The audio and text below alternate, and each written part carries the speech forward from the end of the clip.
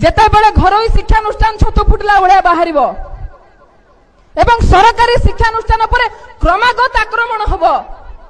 एई सरकार आसीबा परठारु आपण जाई गूगल करके देखिबे जे बजेट रे माने केते ह्रास करिसंती, जीडीपी रो केते परसेंट माने एजुकेशन पई खर्च करिवा कथा ए माने केते परसेंट खर्च करूचंती।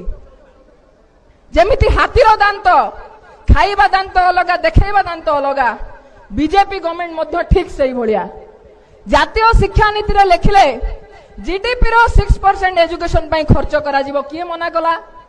स्कूल रे रंग मारिया को तो तमे समय लगौन, ड्रेस कोड चेंज करबा को तो समय लगौन। हां जेते रास्ता तैयारी हेची, जो रास्ता तैयारी तमर कंट्रीब्यूशन थिला ना नहीं हमें जानिनु।